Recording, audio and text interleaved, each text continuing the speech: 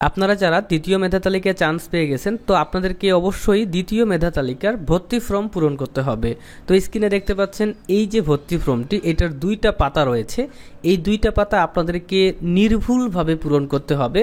কোথাও যদি আপনি একটুকুও ভুল করেন তাহলে কিন্তু আপনি ভর্তি হইতে পারবেন না। তো অবশ্যই সম্পূর্ণ ভিডিও জুড়ে থাকবেন এবং এই যে চূড়ান্ত ভর্তি ফর্মটা আপনাকে আমি দেখাচ্ছি, এটা কিভাবে নির্ভুলভাবে আমি করেছি সেটা আপনাদেরকে দেখাবো। তো চূড়ান্ত ভর্তি ফর্ম পূরণ করার জন্য আমাদের কিন্তু অবশ্যই রোল নাম্বার এবং পিন নাম্বার লাগবে, যেটা অলরেডি আপনারা জানেন। যদি না জানেন আমি ভিডিওর ভিতরে দেখাই দিব যে রোল নাম্বার পিন নাম্বারটি কোথায় পাওয়া যায়।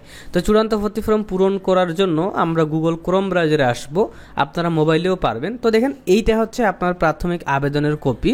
তো এই কপিতে কিন্তু আপনার এই যে রোল নাম্বার দেয়া থাকবে, এই রোলটা অবশ্যই লাগবে এবং এই যে পিন নাম্বার দেয়া থাকবে, এই পিন নাম্বারটি কিন্তু অবশ্যই লাগবে। এই দুইটা জিনিস যদি আপনার কাছে থাকে তাহলেই কিন্তু চূড়ান্ত ভর্তি ফর্ম পূরণ করতে পারবেন।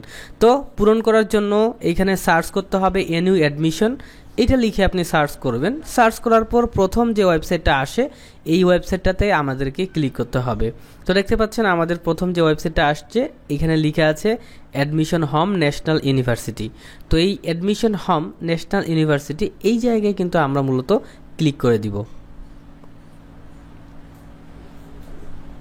তো ক্লিক করার পর দেখতে পাচ্ছেন আমাদের সামনে এমন ইন্টারফেস আসলো। এইখান থেকে এই যে অনার্স অ্যাডমিশনের সবচেয়ে নিচে applicant log in click here, এইখানে ক্লিক করবেন ছোট্ট করে।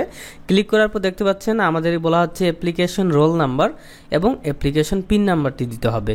তো নর্মাল বিষয়, রোল নাম্বার পিন নাম্বার তো আমি দেখাই দিছি কোথায় ছিল। তো ওইখানে যে রোল নাম্বারটি ছিল সেটা এখানে সুন্দর করে তুমি বসায় দিবা।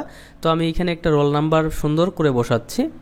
তারপর এইখানে হচ্ছে আমি একটা পিন নাম্বার বসাবো। ওকে, তো এইখানে 6 সংখ্যার পিন নাম্বারটি সুন্দর করে আমি বসাবো। বসানো হয়ে গেলে লগ ইন বাটনে ক্লিক করব।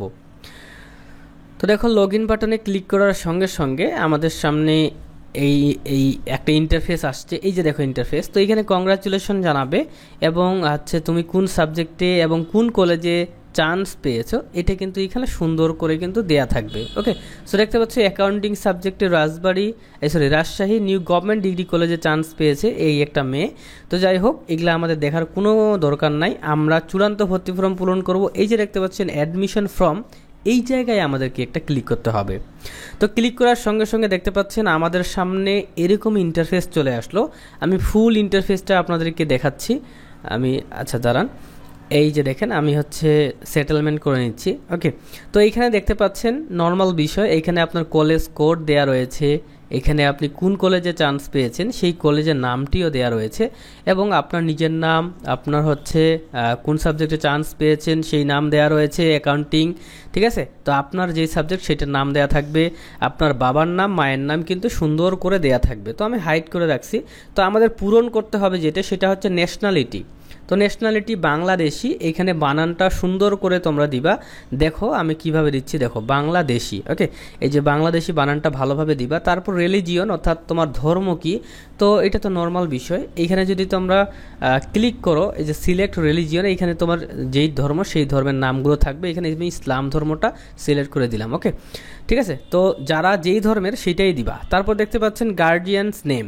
তো এখানে গার্ডিয়ানস নেম হচ্ছে যদি তোমার বাবা বেঁচে থাকে বাবার নাম, যদি বাবা না বেঁচে থাকে মায়ের নাম দিতে পারো, কিংবা বাবা মা কেউ না থাকলে বড় ভাইয়ের নাম দিতে পারো, বা যদি মেয়ে হয়ে থাকো তোমার যদি বিবাহিত হয়ে থাকো তাহলে তোমার হাজব্যান্ডের নাম কিন্তু তুমি চাইলে এখানে দিতে পারো। মেইন কথা হচ্ছে এগুলা পূরণ করতে হবে। এখানে তুমি ভুল দাও আর হচ্ছে সঠিক দাও, এটা কোনো যাচাই বাছাই করা হবে না, তোমাকে এগুলো পূরণ করতে হবে। তো চেষ্টা করবা সঠিকটা দেওয়ার জন্য। তো দেখো গার্জিয়ান নেম আমি উপরে বাবার নামটাকে জাস্ট কপি করে বসাই দিছি। এখন গার্জিয়ানস মোবাইল নাম্বার। তো গার্জিয়ানস মোবাইল নাম্বার এখানে তুমি তোমার মোবাইল নাম্বারটা দিবা। ওকে, বাবা মা 14 গোষ্ঠী কারো মোবাইল নাম্বার দেওয়ার কোনো প্রয়োজন নাই। এখানে স্টুডেন্ট নিজের ফোন নাম্বারটা সুন্দর করে বসায় দিবে। তো আমি একটা ফোন নাম্বার বসায় দিলাম। তারপর আমাদেরকে বলা হচ্ছে father mother's guardians annual income টাকা।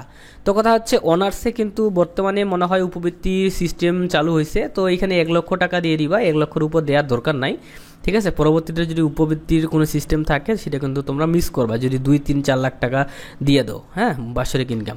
এখন কথা হচ্ছে do you want to change your assigned subject based on your given preference list. এখানে ইয়েস এবং এখানে নো, এখানে কোনটা টিক মার্ক করবা। এখন মোট কথা হচ্ছে যদি তুমি যেমন দেখো আমি যেই স্টুডেন্টের ফর্মটা পূরণ করতেছি সে কিন্তু অ্যাকাউন্টিং নিয়ে পড়বে, তো আমি এখানে নো দিয়ে দিব। ক্লিয়ার, যে অ্যাকাউন্টিং নিয়েই পড়বে, সো এখানে নো দিয়ে দিলাম। আর যদি এমন হয় যে তুমি অ্যাকাউন্টিং নিয়ে পড়বা না, অ্যাকাউন্টিং সাবজেক্টের উপরে তুমি আরও একটা সাবজেক্ট চয়েস করা রয়েছে, তাহলে তুমি কিন্তু ইয়েস দিয়ে দিবা। ক্লিয়ার, এই যে দেখো ইয়েজে ক্লিক করবা। তো যাই হোক, মাইগ্রেশন বিষয়ে আমাদের ছোট্ট একটা ভিডিও রয়েছে, ওই ভিডিওটা দেখে নিবা, দেখে নিয়ে তারপর তোমরা এইখানে ইয়েস কিংবা নো করবা। ঠিক আছে, আর যদি ইয়েস নো না বুঝো তাহলে ডাইরেক্টলি নোতে টিক মার্ক দিয়ে, ঠিক আছে, এই যে দেখো অ্যাকাউন্টিং মানে এইখানে যেই সাবজেক্টটা দেয়া থাকবে এই সাবজেক্টটা নিয়ে তুমি যদি পড়াশোনা কন্টিনিউ করতে চাও, যে অ্যাকাউন্টিংয়ে চান্স পেয়েছি আমি অ্যাকাউন্টিং নিয়েই পড়বো, ভর্তি হব, তাহলে এইখানে নো দিবা। ওকে, যদি তুমি চিন্তা করতেছো যে অ্যাকাউন্টিং সাবজেক্ট আমার ভালো লাগতেছে না, অ্যাকাউন্টিংয়ের আগে, ঠিক আছে, অ্যাকাউন্টিংয়ের আগে আরও দুই একটা সাবজেক্ট চয়েস করা আছে, ওই সাবজেক্টে যে কোনো একটা আসলে পড়বা, তাহলে ইয়েস করবা। তো যাই হোক, মাইগ্রেশন নিয়ে তোমরা ইউটিউবে সার্চ করলে যে কারো ভিডিও দেখে আইডিয়া নিতে পারবা যে মাইগ্রেশনটি ইয়েস করবা না নো করবা। তো যাই হোক, ওইটা নো করে দিবা। দেওয়ার পর পার্মানেন্ট অ্যাড্রেস, এখানে আমরা হচ্ছে ডিস্ট্রিক্ট দেখতে পাচ্ছ মানে জেলা, তো এখানে জাস্ট ক্লিক করে তোমরা হচ্ছে তোমাদের যে জেলাটি রয়েছে সেই জেলাটি এখানে দিয়ে দিবা। তো আমি এখানে জেলাটা খুঁজি, এই যে রাজশাহী দেখতে পাচ্ছ, জেলাটা আমি দিয়ে দিছি। তারপর অ্যাড্রেসটা কিভাবে দিবা আমি ভালো করে তোমাদেরকে দেখাই দিচ্ছি। অ্যাড্রেসটা দেওয়ার সময় দুইভাবে দিতে পারো, একটা হচ্ছে দেখো VILL ভিলেজ দিবা, দেওয়ার পর এই যে এইরকম চিহ্ন দিয়ে তোমরা ভিলেজের নামটা লিখে দিবা। তো আমি ভিলেজের নামটা লিখলাম না, আপাতত এইটা দেখাচ্ছি তোমাদেরকে, ঠিক আছে, না হলে আমি যদি ভিলেজের নাম লিখি তখন তোমরা আমার নিজের ঠিকানা তখন তোমরা পায়ে যাবা। ঠিক আছে, সো আমি এখানে ডট ডট দিচ্ছি আপাতত, আমি আমার ভিলেজ, পোস্ট অফিস এগুলা মানুষের কাছে রিভিল করতে চাচ্ছি না। ঠিক আছে, সো দেখো ভিলেজের পর পোস্ট অফিস দিবা মানে ডাকঘর, তারপরে উপজেলা দিবা তোমার কোন উপজেলা, তারপরে সুন্দর করে তুমি এখানে ডিস্ট্রিক্ট দিয়ে দিবা। ঠিক আছে, এইরকম ফরম্যাটে দিবা। ওকে, এই যে ডট ডট ডট ডট দেওয়া রয়েছে এখানে কিন্তু অবশ্যই নামগুলো লিখে দিবা, ডট ডট ফি তোমরা দিবা না। ঠিক আছে, আর অনেকেই একটা জিনিস ভুল করে, সেটা হচ্ছে এগুলাতে ইংরেজিতে পূরণ না করে বাংলায় পূরণ করে পরবর্তীতে সমস্যায় পড়ে। কখনোই এই সম্পূর্ণ ফর্মটিতে তোমরা বাংলায় পূরণ করবা না। ওকে, তো যাই হোক, তারপর দেখতে পাচ্ছ বর্তমান ঠিকানা, এইখানে হচ্ছে তুমি বর্তমানে কোন জায়গায় রয়েছে। সো আমি যেহেতু হচ্ছে বর্তমান ঠিকানা এবং স্থায়ী ঠিকানা একটাই আমার, তো আমি জাস্ট এখানে ডিস্ট্রিক্টটা সুন্দর করে সিলেক্ট করে আর এবং এইটাকে কপি করে জাস্ট এখানে বসায় দিব। ওকে, সো আমি এটা কপি করে এখানে বসায় দিই আগে, আর ভিডিওতে অবশ্যই একটা কিন্তু লাইক করতে হবে। তো দেখো আমি কিন্তু আমার অ্যাড্রেস কিন্তু সুন্দর করে লিখে দিছি এবং হাইড করে রাখছি। ওকে, তোমাদেরকে ফরম্যাটটা দেখাইলাম। তো দেখো আমার যে অ্যাড্রেসটা আমি লিখে রাখছিলাম ওটা কপি করে পেস্ট করেছি, এবং আমার যে বর্তমান ঠিকানার যেই জেলাটা সেই জেলাটা আমি এখানে সুন্দর করে রাজশাহী দিয়ে দিলাম। তো সম্পূর্ণ ফর্মটি আরেকবার চেক করে নিবা, কোথাও বাংলাতে পূরণ করবা না, সব ইংরেজিতে পূরণ করবা। সব কিছু যদি ঠিকঠাক থাকে, এবং মাইগ্রেশনের কথাটা বারবার করে বলতেছি, মাইগ্রেশন অপশনটা নো করে দিবা। ক্লিয়ার, যদি মাইগ্রেশন বিষয়ে জানার থাকে, সাবজেক্ট পরিবর্তন করতে চাও, তাহলে ইউটিউবে যাই কিন্তু মাইগ্রেশন লিখে সার্চ করবা, যে অনার্স মাইগ্রেশন লিখে সার্চ করবা, একটু ওইখানে জ্ঞান নিবা, জ্ঞান নেওয়ার পর এই ফর্মটি পূরণ করতে বসবা। তো যাই হোক, সম্পূর্ণ ফর্মটি বারবার করে চেক করবা কোথাও ভুল আছে না রাইট আছে। যদি সম্পূর্ণ ফর্মটি যদি A to Z মানে সত্য থাকে, মানে সঠিক থাকে, তাহলেই কিন্তু তুমি এই যে সেভ ইনফরমেশন এই বাটনটাতে ক্লিক করে দিবা। কেন জানো, একবার সেভ ইনফরমেশনে ক্লিক করলে জীবনও চেঞ্জ করতে পারবে না। তো আমাদের সব ঠিক আছে, আমি সেভ ইনফরমেশনে ক্লিক করলাম। ক্লিক করার পর দেখতে পাচ্ছ your information is successfully saved, মানে আমাদের সকল তথ্যগুলো কিন্তু সংরক্ষণ হয়ে গেল জাতীয় বিশ্ববিদ্যালয়ের ওয়েবসাইটে। সো আমরা সব কিছু সঠিক দিয়েছি। তো আমরা বারবার করে দেখে সঠিক তথ্য দিবা। কম্পিউটারের দোকানে গেলে ওনাকে বলবা যে ভাইয়া 10 টাকা বেশি দেন, বাট সময় দিয়ে কাজটা করেন। তো দেখো এখানে আমাদেরকে বলতেছে যে your application for admission is now pending, হ্যাঁ, for approval from the college authority. অর্থাৎ আমাদেরকে বলা হচ্ছে আমরা যেই অ্যাপ্লিকেশনটা অনলাইনে সেভ করলাম এটা কিন্তু পেন্ডিংয়ে রয়েছে। যদি আমরা এই যে ডাউনলোড PDF বাটনে ক্লিক করে একটা PDF ফাইল পাবো, এই PDF ফাইলটা যদি আমরা প্রিন্ট করে কলেজে টাকা পয়সা সহ জমা দেই, তাহলেই আমাদের কিন্তু চূড়ান্ত ভর্তি হয়ে যাবে।